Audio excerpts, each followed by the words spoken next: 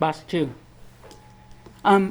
First, I'd like to say thank you and honor the Ohlone peoples, who are the peoples of this area and the land that we're standing on. So I would like to think of them as we sit here in this room and know that they and their ancestors are always present with us. I also want to thank our dear Carmen Foghorn, okay, and all the Native American studies here at UC Berkeley, who certainly made my career possible and were a great support while I was here. I want to thank Deborah Lustig and the Joseph Myers Center for actually bringing me here today or inviting me here today in tandem with Native American Studies. And so it's my great honor to be here with all of you today. It's really good to see. I'm sorry if I haven't acknowledged certain people that slipped in the room without me seeing them, but it is just wonderful to see all of your faces here today. It's so good. So I am going to attempt to bring you into my research through just a couple areas of this book that I wrote, which is, where's that book anyway? This book, Therapeutic Nations, came out over a year ago, and it's now in softback. And so there are actually kind of several, 4 or 5 intertwined arguments in here. Too much for me to totally cover today, but I would like to bring your attention to 2 key arguments that I make in this text. And basically, this talk today, I'm going to zero in on the promissory note that the 2007 UN Declaration on the Rights of Indigenous Peoples is, and contrast it with the ongoing and unmitigated state violence perpetrated by nation states like Canada, Australia, and the US. And basically try to tell you, oh, that broke down. It's okay. I'm going on. Okay. I want that, okay, here we go. Come on. All right. Okay, I want to contrast the human rights document that this is and the real promissory note that it is to Native peoples all over the globe. But on the other hand, I also want to contrast it with the actual escalation of violence that these nation states are doing in our lives at the very same time. And thus, and we wonder exactly at this point in time, what can we expect from something that is a promissory note but not carried out in actuality. I'd like to foreground in particular the violence against Indigenous women because in North America, although we know that such violence against us is global and accelerated, I hold that Indigenous feminisms is a particularly effective and effective response to this late 20th century and early 21st century neoliberal moment. And I want to kind of pull out from this a little bit and capture something of what we mean by the promise. See if I can get this in a little bit closer. No, it's not going to work for me. Okay.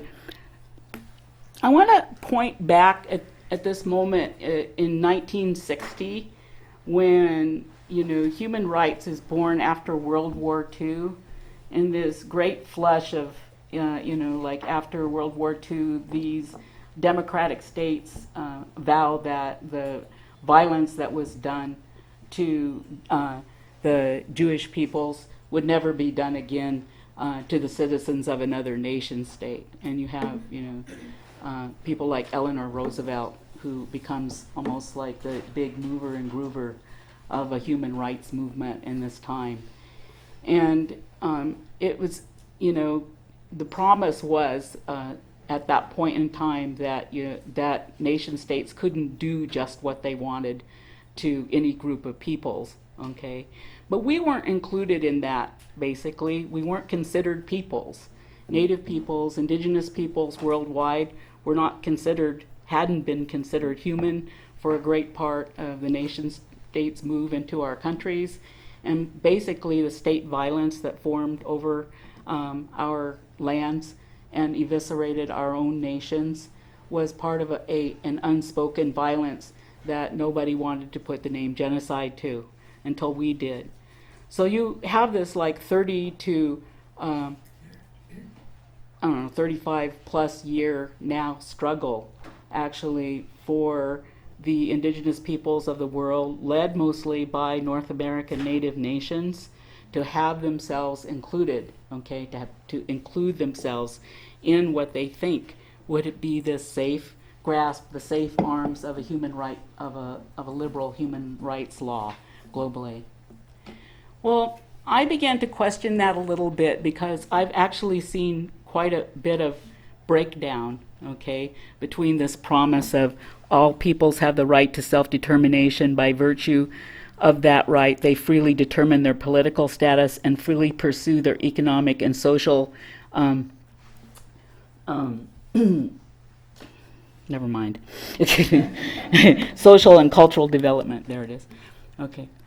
So,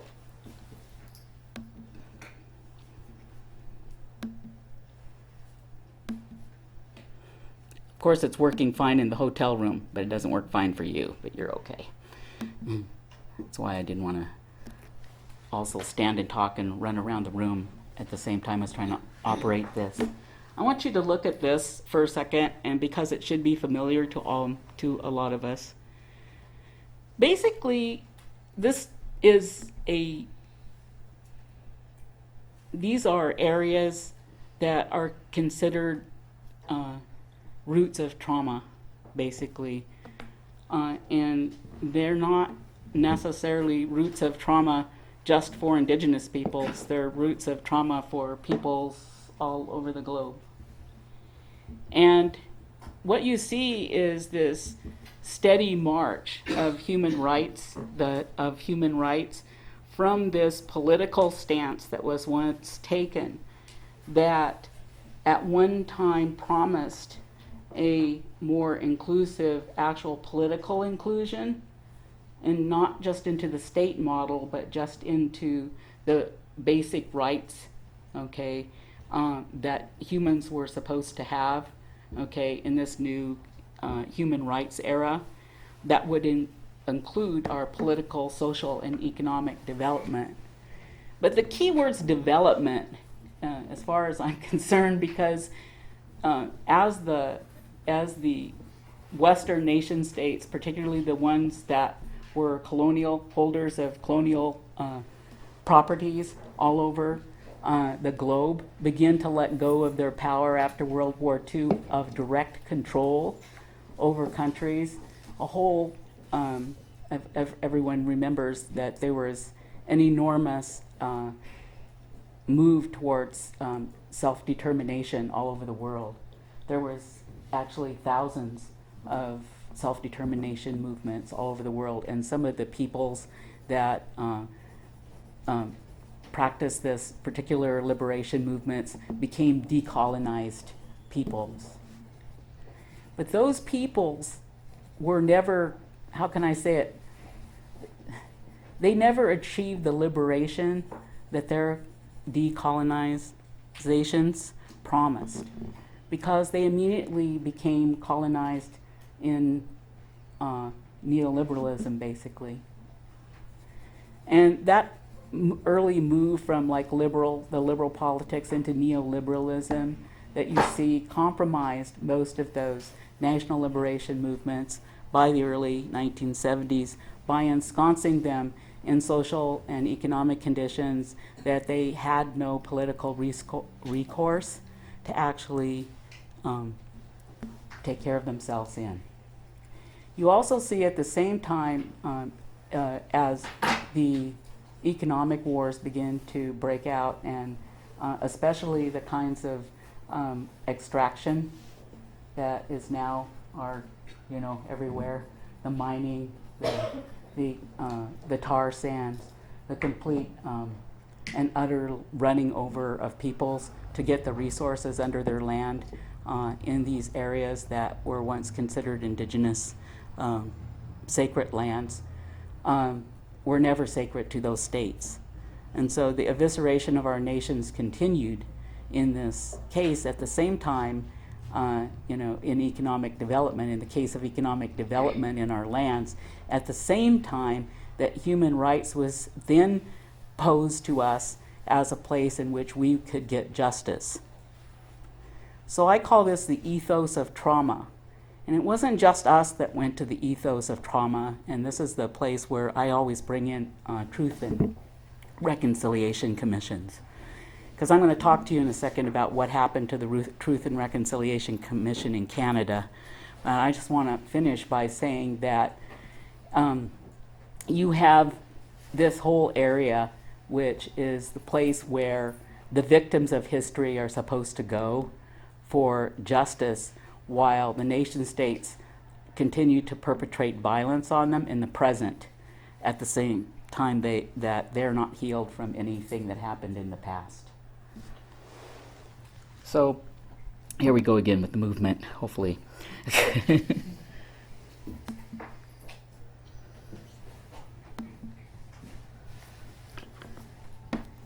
So this is familiar to many of us too, and it may not be familiar to you because you may not have been surrounded like we have been for nearly 20 years. It's been our great hope and dream, to a certain extent, that we could take the fragmentation that is the result of the enormous amount of violence caused by the economic and social fragmentation and actual, I don't know, I wanted to use a stronger word. This is where I could just stand up and do emphasis.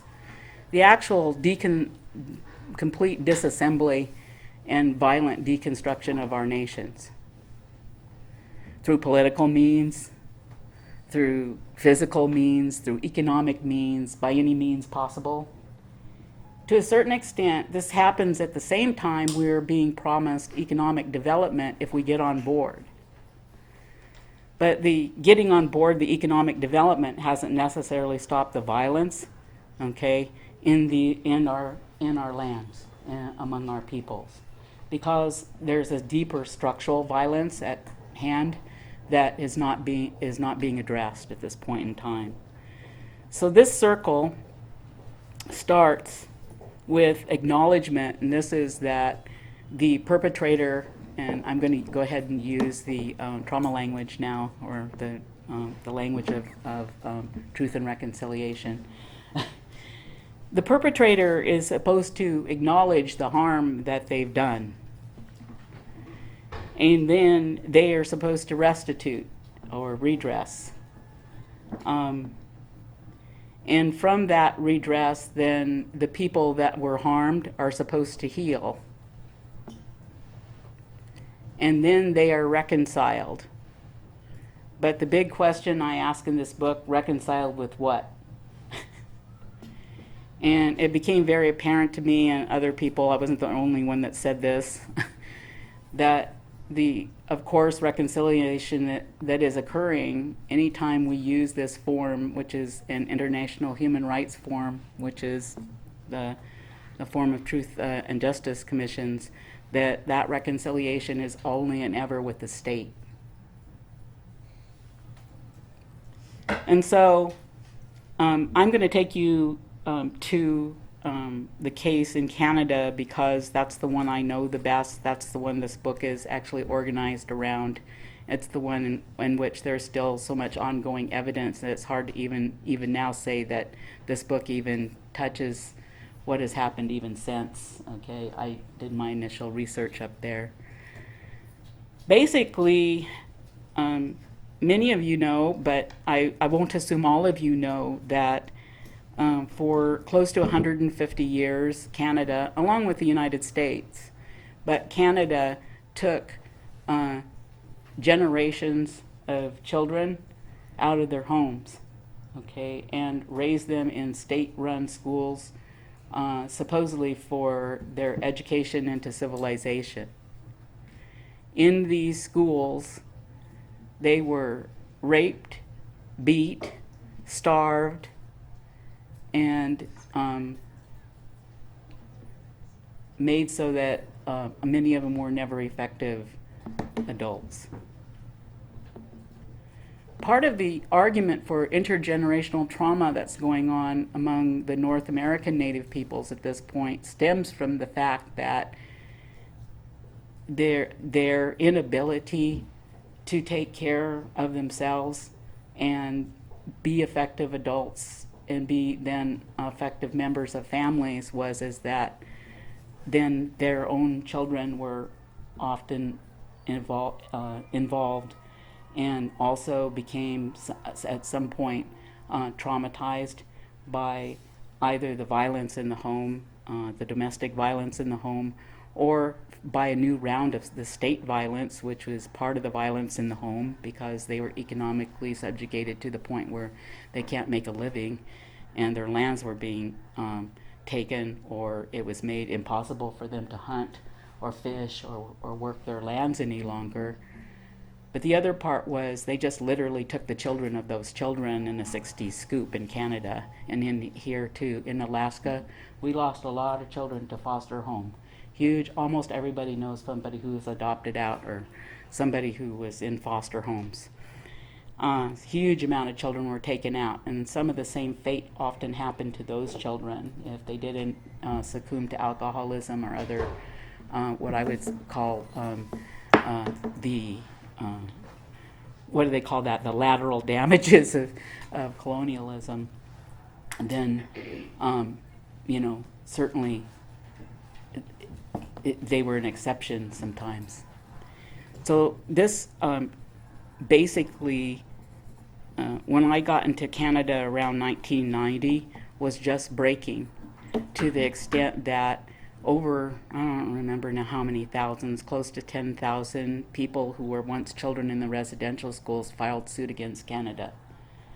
They began to flood the courts of Canada with their suits of rape.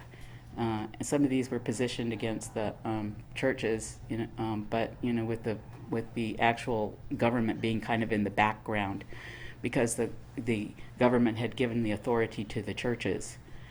And so when I got up there, these accounts were just beginning to flood into to the media and into the courts, etc. And the Canadian courts actually founded these cases. In other words, they said, yes, this actually did occur, and they did put some of the priests that were responsible in jail. But basically, it was a very tiny amount in consideration of how long that this practice, had been harming children. But furthermore, what was really important that you should know is that it almost overwhelmed their courts, which is why they consented. The Canadian court system and the Canadian government consented to set up a Truth and Reconciliation Commission, which is very much exactly the same humanitarian process that was in place in South Africa, in Cambodia, in other places in the world where huge state violence had occurred.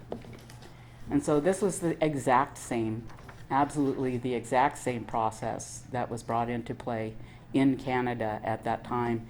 And because Native peoples had also said that this is what they wanted to happen, everyone felt like it was a good mutual move on their part. Lots of people looking in from the point of view of Alaska Native peoples and U.S. American Indian peoples thought it was a good thing that perhaps some kind of justice would occur. But now I'm looking at the other end of the pipe, somewhere 10 or 11 years down the line, and what we see is that this was a very empty promissory note. It reminds me a lot, how I bring it up in the book, it reminds me a lot of what happened to Australia, about the lost and stolen children in Australia. Because again, this was the same kind of human rights, absolutely the same kind of human rights, truth and reconciliation process that was brought into place after Australia admitted to stealing several generations of Aboriginal children from their families to have them raised in white homes in order to separate them from their peoples and to, basically take out Aboriginal families, basically. And so this, again, there was this big truth and reconciliation process, not quite the same as Canada's, but very similar in that there was an apology made. In both cases, there's this huge apology made. I'm sorry. I like the way that Audra Simpson said it a couple days ago. We're sorry. Boo-hoo-hoo. Anyway, they were sorry, okay? And so they were sorry, but the problem that we're having is that they can be sorry all they want because the violence continued to happen.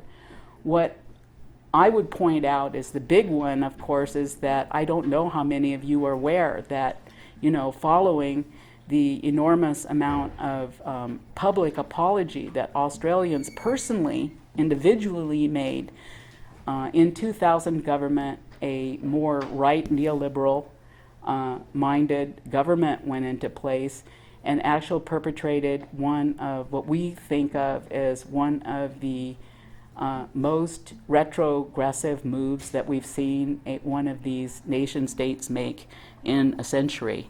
They literally invaded the Northern Territories, which were self-determined lands of the Aboriginal peoples, and put them under colonial rule again, put them under they couldn't move. They had no rights, basically. At the same time, here, I'm sorry, but you're going back under lock and key.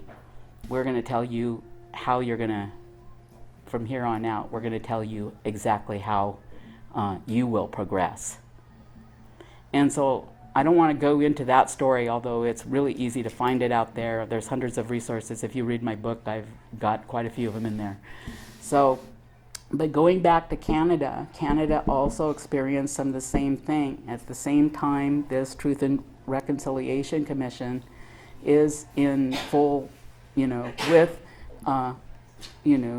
not thousands, certainly not hundreds of thousands, but thousands of Canadians coming forward and making individual moves towards being sorry, okay, for the actual damage done, okay, damages done in the residential school system. What actually happens is that there isn't a day goes by that they don't have to go up against the government for incredible mistreatment, incredible amount of loss of funds in the communities, schools that have black mold in them. Children have to wear their coats inside or can't go to school because the heating isn't there. Teresa Spencer, of course, of Aquatispat, actually did a hunger strike on behalf of her people. And I'm sorry I mispronounced that name, but I feel like she actually may have brought it to a public, with Idle No More, which I'm going to talk about in a few minutes. But basically, she made this move to try to publicize, and that's why I say it's such an affective, the human rights situation is always such an affective one, in that it's brought to the fore, usually by somebody bleeding or starving in front of the camera, that our rights are being violated. So Bill 45, I could just give you this long list of attacks on Indigenous, on the Native peoples of Canada's recent grievances. And what is most grievous is there's another human rights claim, another human rights tribunal claim that is happening right now, because there are more children outside of Native homes in Canada now than there were at the height of the residential schools. More children have been removed and more children are outside at this point. And so, of course, I'm screaming inside right now by saying, and whose truth and whose justice and whose reconciliation is this? So that's the case, okay, that I make against why the human rights, okay, abuses are have been moved from an early self-determination and political kind of a sovereignty mode to now a kind of international trauma ethos, but without any, we can make a case for our victimization, but we can't move from the power of our self-determination because we've been politically annihilated again. I don't know, I'm using pretty strong words, but I mean it. I hope you can feel me. I'm mad. Okay, so one of the reasons that I bring out indigenous feminisms in my book and in practice in my life is because in the midst of the chaos and the violence, there's two, what I see as, I don't know, they should be contradictory, but they're not.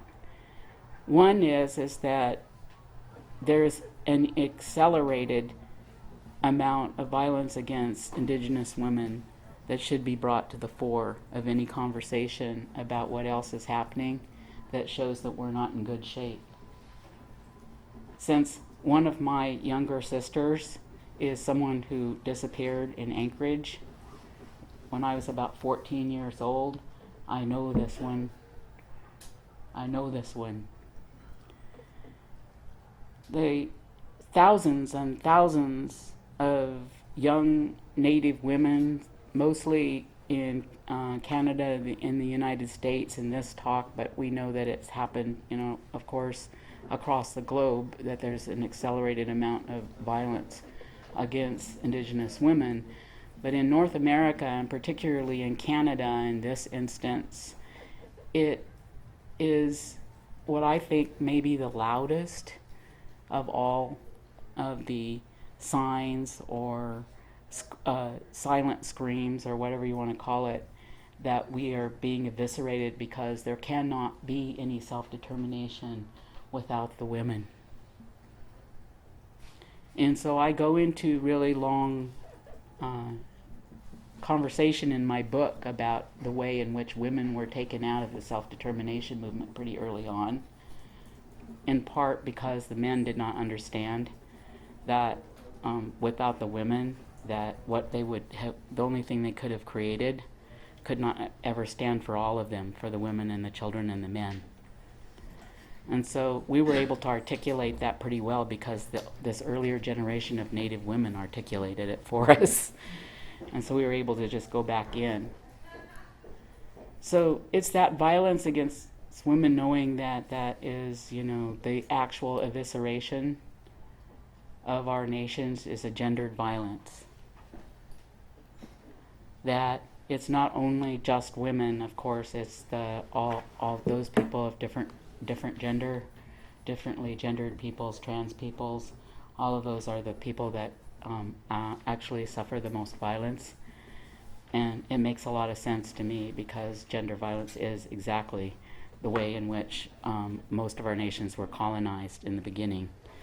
The separation of women and women's, on our women's basic, the actual places that they once held in our nations, the actual beloved place that they once held in our nations. So then, is it contradictory to say that indigenous feminisms at this point grows from women actually not laying down in the face of this enormous violence and actually taking the lead? And that's what, that you have begun to witness all over, especially in something called Idle No More, which I think many of you know that it started in Canada, but then in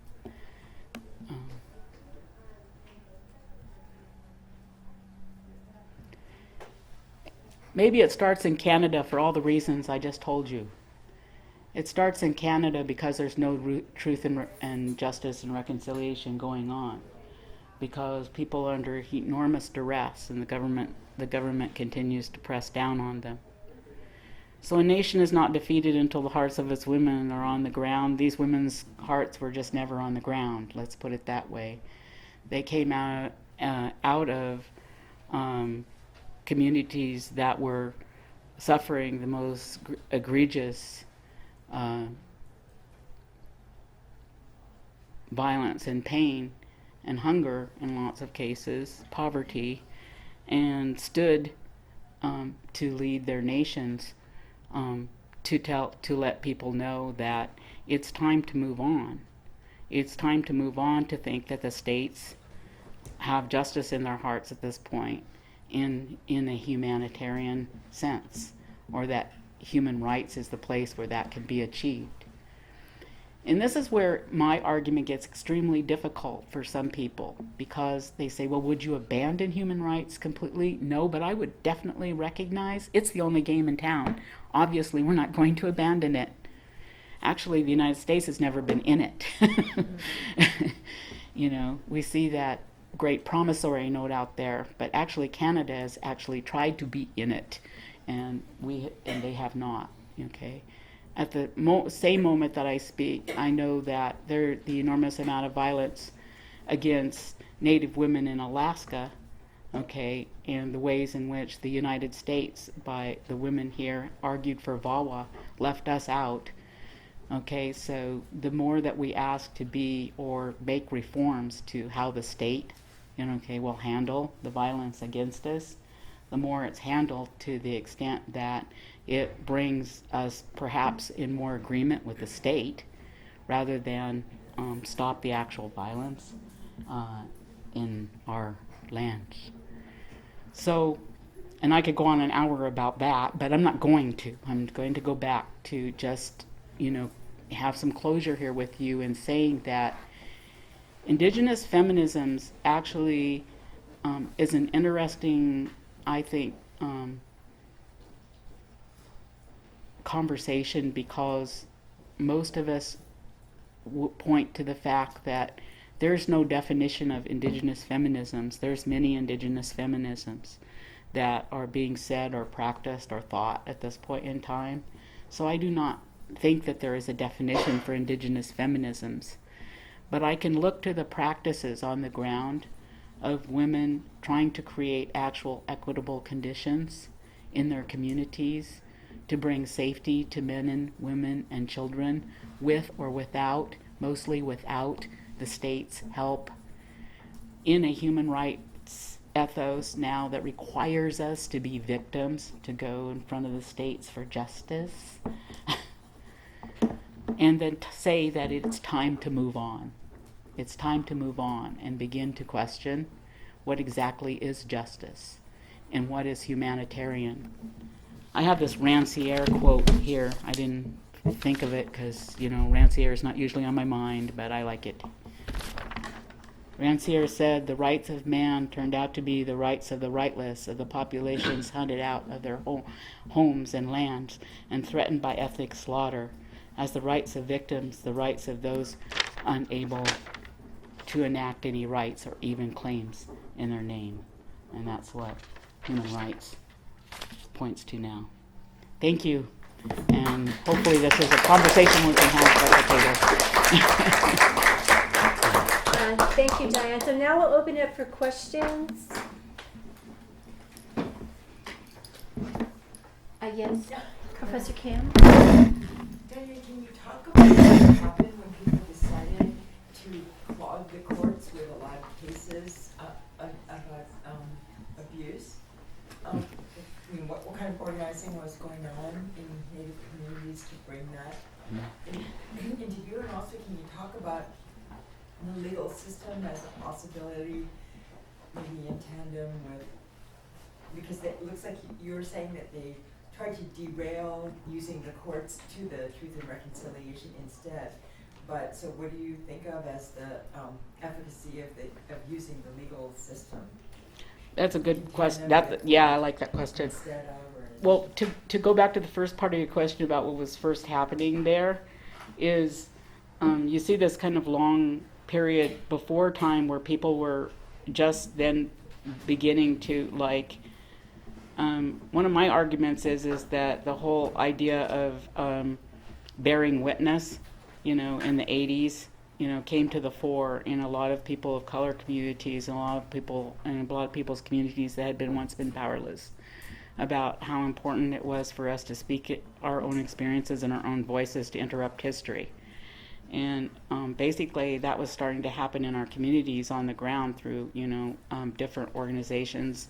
Some of them to deal with this, people were just then beginning to deal with substance abuse, alcohol abuse, incest issues in communities that people were trying to, why is this happening? Why is there so many of us that have been hurt so badly or that we're in this condition?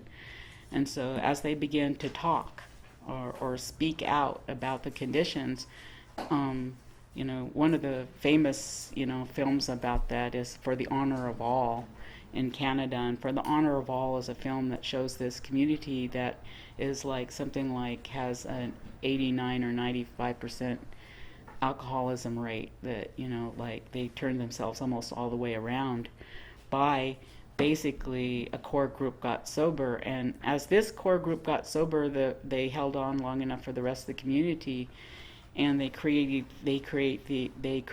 these discourse groups that they began to talk about.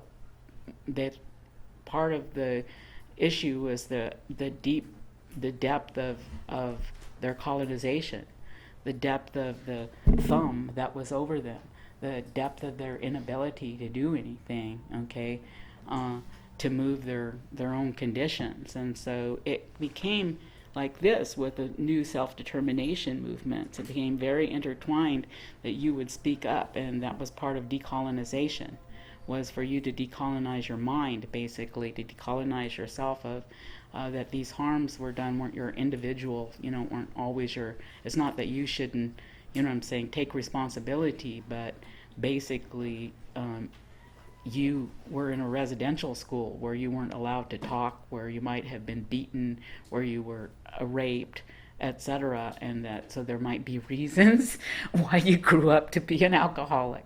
So that they led out that way. That was their first speaking. And then their next step was to try to take these individual cases to the courts, in what would happen, in New Channel country. All the elders came and made a case together and supported each other, and so there was an actual group of them that came forward and made statements together for support in order for them to be able to speak. And a case was brought to court.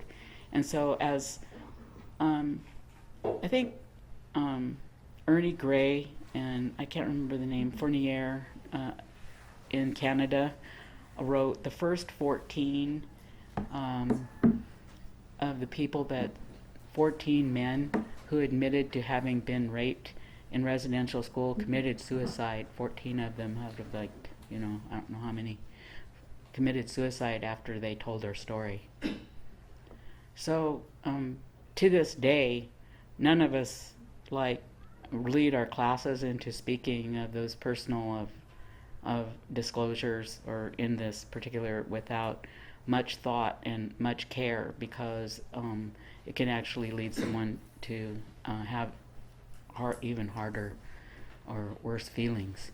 So you can imagine what I'm trying to get at is you can imagine the actual nerve it took for them to actually bring their cases into a court system that had been fairly punitive towards them. They're like other peoples of color all over, these nation states. They a lot of them been locked up.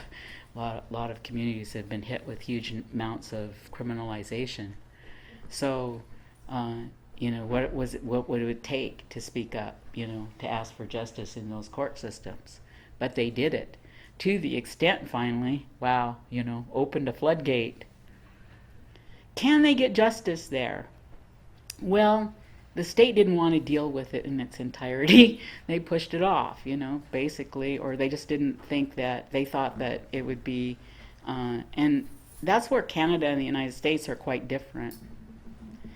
The United States basically has killed or tried to buy out individual residential school stories here in the United States, by the way.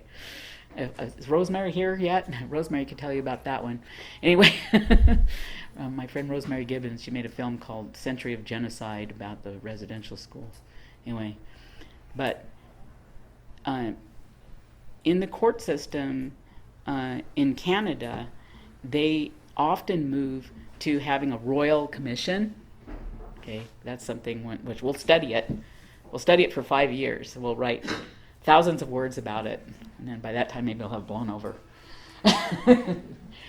Or they have this, in this case, they're going to use some. They're going to try to use some other, and partially is because of the way in which Native people's been positioned out, just like Rancière is saying, positioned outside the normal channels for what is considered justice in this neoliberal country. So that's my short answer. Yeah.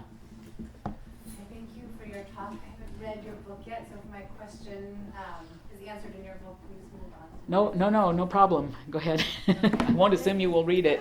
Okay. Dian, pass your book around. Yeah. I think it's so my question is on the possibilities or not of the Inter-American Commission on Human Rights. And I'm asking this question from the position of a colleague of mine in Peru who is an indigenous Shipiba woman and president of her community, tried again and again through the Peruvian courts to have fighting against illegal gold miners and hunt oil. Yes. Yeah. Yes, hunt oil. Yeah. Is everywhere, and failing in the Peruvian courts, and it was because of having North American colleagues and friends to make the connections with DC and the Yes. Inter-American Commission, and not kind of pressure videos and being able to speak into somebody, her Yes. message was so much more effective, and not put the pressure on the Peruvian courts. Yes. So I'm wondering how, not because that was just because I know her as a friend. Because it's Peru. Because it's Peru. It's because it's Peru, and you have to remember the hierarchy of power among the nation states themselves, Yeah. basically. And forgive me, but I did not widen it away from. I actually, only go a little bit into the U.S. and Australia, because I just wanted to make the case from, if this happens here, it could happen anywhere, kind of situation. We don't know if this is.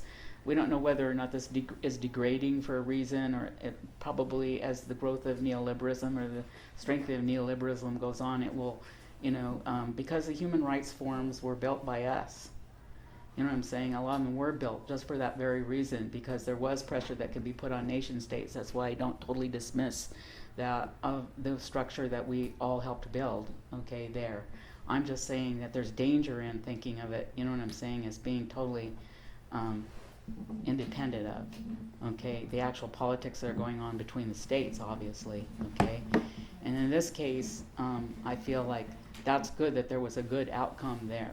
What I'm worried about is actually United States, Canada, Australia, and New Zealand, because we were the strongest populations, you know what I'm saying, to ask for and we're leaders in asking for the Declaration of Indigenous Rights actually to be passed. All 4 of them, of course, refused to pass it in the beginning and didn't pass it for years, okay, in which Canada just reiterated that a few days ago by further refusing, okay, a new support of it. So at any rate, it's like, and so you can kind of see, you can especially see it in Australia. I think Australia to me was the clearest illustration of a nation state that had talked the talk of self-determination for years, in that there was all kinds of forums and all of the structure of self-determination that we see, like in the United States, we have, self-determination law, etc. Well, there, the Torres Strait Islanders and Aboriginal peoples also have those same kind of self-determination structures in place, and they were wiped out in a year, just as if they meant nothing, by a state that basically said, well, we're tired of playing that game. Those are, and there's a big human rights report on it. But again, you know what I'm saying? The nation state's strong enough, and the United States, it just turns its head. I mean, we have the special rapporteur, James Anaya is one of the most brilliant men on, this planet. But he can make all the reports he wants to, but the United States will do just exactly what it's politically motivated to do. So it's not that we should abandon that as a form, but we should be obvious, not oblivious to the fact that while we've got focus there, what's happening in the Northern Territories, both in Alaska and which is next on the carving block, as far as I'm concerned, it's already there. But and my sister works on the pipeline, so I say that knowing that helps. Helps us take care of our mother. Part of my question about that too was that what became suspicious for her and for us was that her case became such a sensational go-to to look at that it started to hide the other kinds of violences that were continuing to happen. So she felt very uncomfortable ultimately with the win because it became, but see, the Inter-American Commission is doing all these things, but it was just this one particular case, and it seemed almost as if they were using her as an Indigenous woman to hold her up as a case that people could just a poster child thing. That exactly is some part of the argument in my book, is that we often become the poster child for certain wrongs at the same time that all the rest continues to happen. That undermines anything that might be in terms of it, a specific specific case. Thank you. Yeah. Dr. Orr? Yes, thank you for your talk, and I really appreciate the work that you're doing. One question I have is a word that you didn't use, which is melancholy, right? And kind of it has like a rich texture to it, and the politics and kind of the difficulties of engaging in a social movement where the base is kind of already trauma. Yeah. So there's a distinction between new traumas Right. and old traumas, whether or not there's a break or not. But this word kind of, I didn't know about, not everyone's up to comfortable with the idea of melancholia and all the kind of aspects to that. Well, it's formed in the wake of course, of the Jewish Holocaust, this humanitarian ethos. And it frames it almost psychologically, of course, in all the literatures that are there. And still basically asks us to trust, that psychologically there can be a place of safety.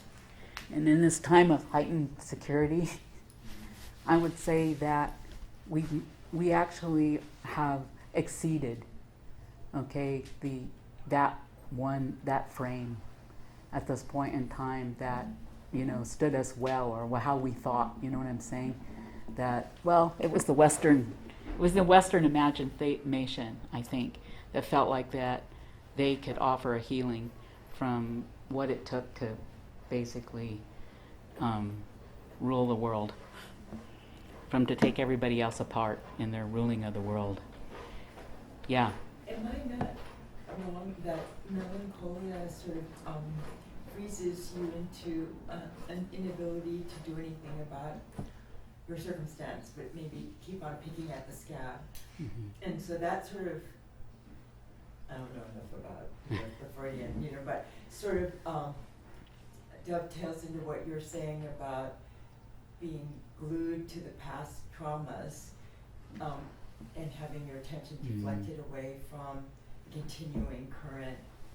I said it's like being bandaged being banished while they're still ransacking your house. That's how I say it in the book. While they're still cutting other Yeah, pieces of it. right, yeah, off, etc. But the idea of melancholy, this is where I think that I don't go very deeply into the book about like to address the actual, I'm taking it mostly from the way it becomes argued by, in our communities, where it's been argued mostly through social welfare or,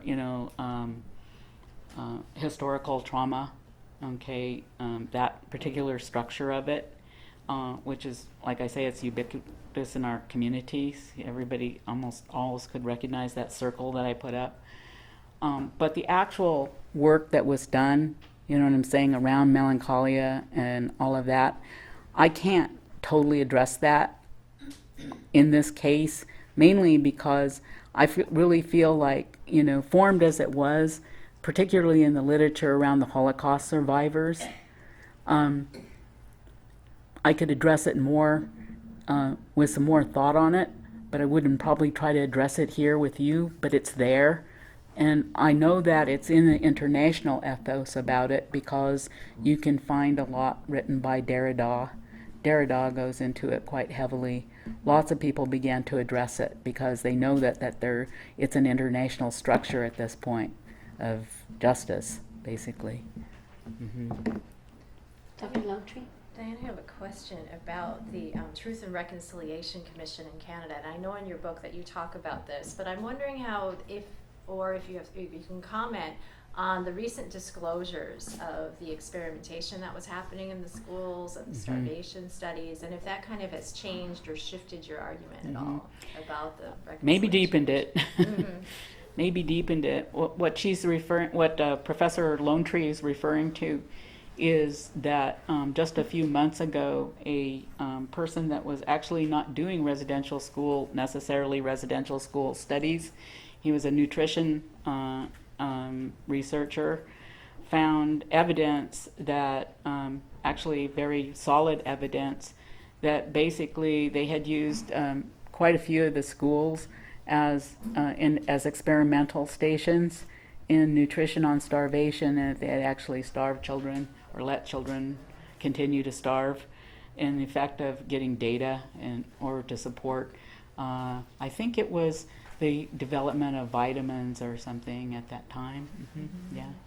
No, if memory serves, didn't they also try to stop the Truth and Reconciliation Commission From looking into it? from having access to some of the archives, which I think is kind of an interesting. There's two things on that. Is that, well, I don't know that part, and that Yeah, would because be I think that's that something I would like to Justice go back and Sinclair find. Yeah. had to sue in order to That get doesn't surprise access me. to. Being what she's saying, I don't know that, but I believe you. Okay, if you have read that or heard that, because that's something that was happening up there. What I do know is that they had to sue for a lot of them, and they also wanted to destroy lots of the records. Like they were fighting to keep them from being destroyed. They were going to destroy them. Like they said, well, you don't need access to these. So I know that's true. Great. Well, our time is coming to an end. I want to give a big hand for Professor Dian Millian. Thank you. Thank you very much. Here's snacks if you want. Yes, and Diane. Oh yeah. If you, this might be, even though you might have to send away for it, this would be a cheaper way to get the book. So if anybody is interested, here you go. I brought these.